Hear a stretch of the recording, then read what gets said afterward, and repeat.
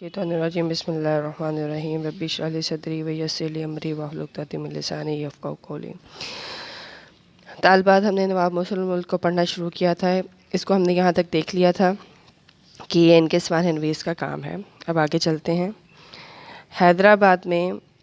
بڑے بڑے لوگ آئے اور گئے، لیکن ابھی تک وہ مقبولیت کسی کو اور ہر دل عزیزی حاصل نہ ہوئی جو نواب مسلم ملک کا ہوئی۔ اب وہ کہتے ہیں کہ وہاں حیدرآباد میں بہت سے لوگوں نے یہ جو ہے منصب اپنے اپنے سنبھالے، بہت سے لوگ آئے اور گئے، لیکن جس قسم کی نواب مسلم ملک کو پسندیدگی حاصل ہوئی، جیسے لوگ ان سے محبت کرتے تھے وہ کسی اور سے نہیں کرتے تھے۔ ہمارے ملک میں خوش آمدیوں کی کوئی کمی نہیں، وہ ہر بڑے اور صاحب اقتدار آدمی سے اس طرح ٹوٹ کر گرتے ہیں جیسے شہد پر مکھیاں۔ کہتے ہیں کہ جو شخص منصب پر بیٹھا ہوتا ہے، ہماری انسان کی یہ کوشش ہوتی ہے، کیونکہ انسان خوش آمد کو پسند بھی کرتا ہے اور خود خوش آمد بھی کرتا ہے، کہ وہ اس شخص کے ساتھ تعاون کرے، اس شخص کے ساتھ اپنے تعلقات استوار کرے تاکہ بوقت ضرورت وہ شخص آپ کے کام آ سکے۔ لیکن سچ اور جھوٹ کا امتحان اس وقت ہوتا ہے جب وہ بڑا آدمی اپنے اقتدار اور منصب سے محروم ہو جاتا ہے۔ کہتے ہیں کہ اس وقت آپ کے تعلق کا پتہ چلتا ہے جب وہ اپنے اس منصب پر فائز نہیں رہتا، تو اس وقت سچ اور جھوٹ جو ہے وہ سامنے آ جاتا ہے۔ نواب مسلم ملک کی رخصت کے وقت حیدرآباد میں کوہرام مچ گیا اور ہزارہ آدمی کا ٹھٹ اسٹیشن کے باہر اور اندر لگا ہوا تھا۔ یعنی جب نواب مسلم ملک نے وقت رخصت، جب انہوں نے اپنے منصب سے دستبردار ہوئے، اپنے منصب کو چھوڑا، مطلب ریٹائرمنٹ کے وقت، تو وہاں پر جو لوگ تھے وہ باقاعدہ رو رہے تھے، اور ہزاروں کی تعداد میں لوگ وہاں پر اسٹیشن پر موجود تھے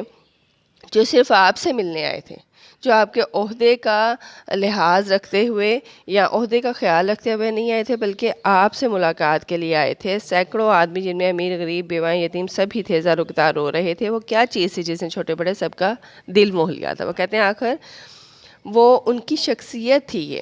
وہ ان کا منصب نہیں تھا جس پر وہ تعینات تھے، بلکہ وہ ان کی شخصیت تھی، بلکہ وہ ان کا کردار تھا، بلکہ وہ ان کی خوبیاں تھیں، جس کی وجہ سے ہر شخص آپ سے محبت رکھتا تھا اور آپ کے جانے پر بے چین تھا۔ وہ ہر کسی کے ساتھ نہ صرف نرم دلی سے، خوش گفتاری سے پیش آتے تھے، بلکہ وہ حد الامکان کوشش کرتے تھے ایک دوسروں کی مدد کر سکیں۔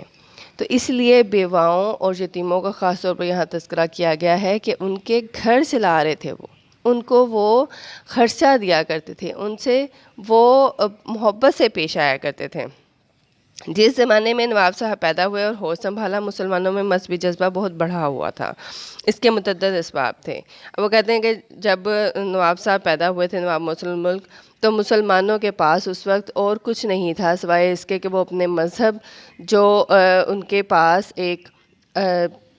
یعنی کہ پیدا ہوتے سے ہی ان کو حاصل ہوا، اور جس میں ان کا کوئی اس کو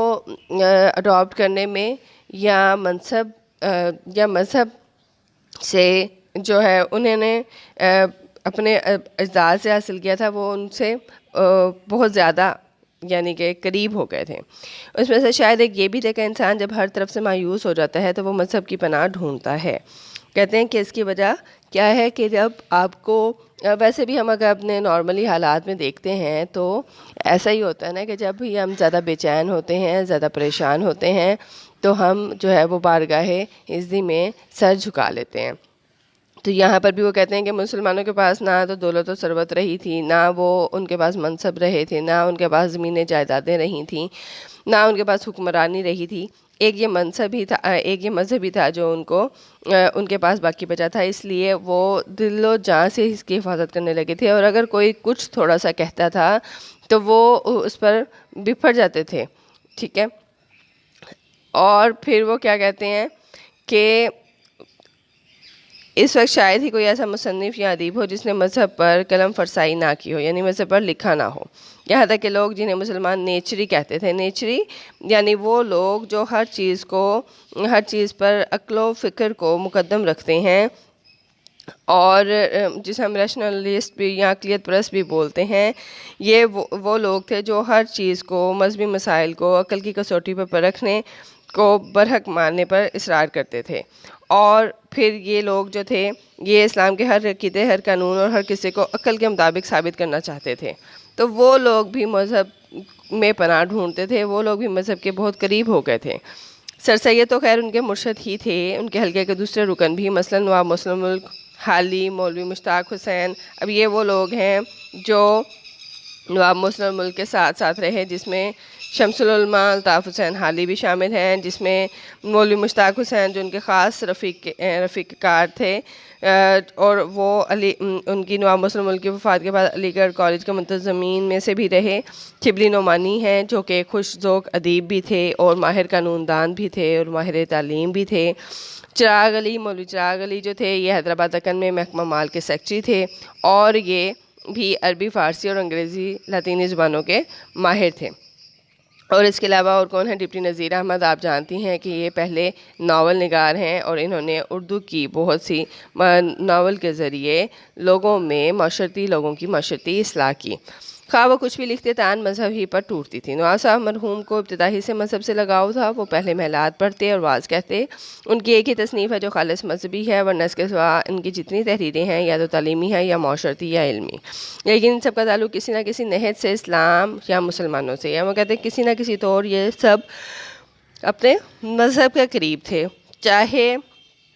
وہ تعلیمی حوالے سے لکھتے تھے، چاہے وہ معاشرتی حوالے سے لکھتے تھے، معاشرتی اصلاح کا بیڑا اٹھاتے تھے، اگر وہ لوگوں میں علم کو پروان چڑھانے کی کوشش کرتے تھے، ان کی اخلاقیات برباد کرتے تھے، لیکن آخر میں جو ان کا وعظ و نصیحت کا نچوڑ ہوتا تھا وہ اسلام اور وہ مذہب پر آ کر مکمل ہوتا تھا۔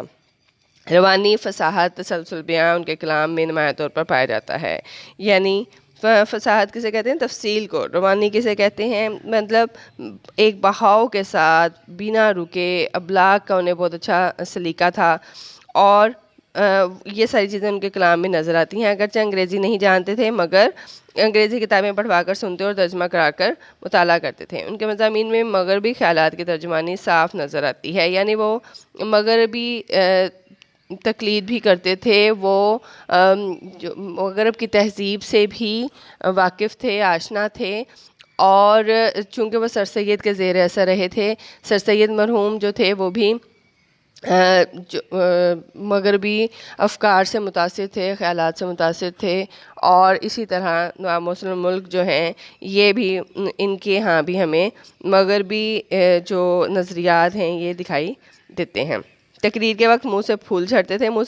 تھے، یہ محاورہ ہے، یعنی کہ جب تقریر کرتے تھے تو ایسا لگتا تھا گویا لوگوں کے دل جیت لیتے تھے۔ ایک شیرینی تھی، ایک دلکشی تھی، ایک دل آویزی تھی ان کی بات چیت میں، ان کے انداز تکلم میں، کہ سننے والا ان سے متاثر ہوتا تھا۔ آواز میں شیرینی اور دلکشی تھی، اکثر لوگ جو ان سے ملنے آتے یا کسی معاملے پر گفتگو کرنے آتے ان کی ذہانت و لیاقت کے قائل ہو جاتے۔ ان کی خوش بیانی ایسی تھی کہ اکثر اوقات مخالف بھی مان جاتے تھے۔ دکن میں رہتے اور بعض امراض کی وجہ سے وہ شدید موسم کو برداشت نہیں کر سکتے تھے، اور ایسے زمانے میں وہ بمبئی چلے آتے۔ بدرالدین طیب جی، اب یہ بدرالدین طیب جی کون تھے؟ یہ بھی انجمن اسلام سوسائٹی کے بانی تھے، اور بمبئی ہائی کورٹ کے بیرسٹر اور چیف جسٹس تھے، اور مسلمانوں نے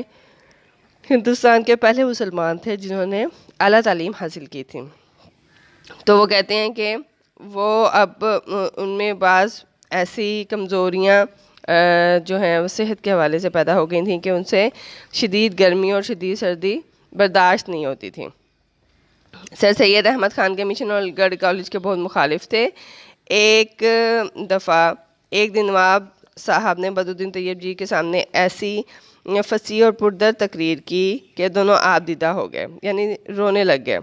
اچھا، اب جو بدرالدین طیب جی تھے وہ اس چیز کو نہیں مانتے، سر سید احمد خان کے مشن کو اور یہ علی گڑھ کالج کو نہیں مانتے تھے، لیکن وہ کہتے ہیں کہ نواب مسلم ملک کو تقریر کرنے کا ایسا سلیقہ تھا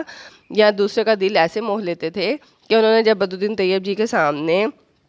یہ کالج کے حوالے سے بات کی تو ایسے کی کہ دونوں رونے لگے اور تھوڑی سی دیر میں اور ان کی مخالفت جو تھی وہ ہمدردی میں بدل گئی، اور ایک گراں قدر نہ صرف یہ کہ ان کے خیالات بدل گئے بلکہ انہوں نے اپنی بہت جو ہے وہ کافی ساری رقم کالج کے لیے بھی دے دی۔ بمبئی میں جب آل انڈیا مسلم ایجوکیشنل کانفرنس کا اجلاس ہوا تو اس کے صدر بھی بدرالدین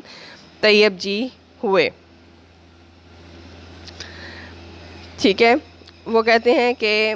بڑے بڑے جلسوں میں جب معاملہ بگڑنے لگتا ہے اور یہ اندیشہ پیدا ہو جاتا ہے کہ کہیں جلسہ درہم برہم نہ ہو جائے، بگڑ نہ جائے، اس وقت نواب صاحب کی خوش بیانی، فصاحت اور ظرافت جادو کا کام کر جاتی تھی۔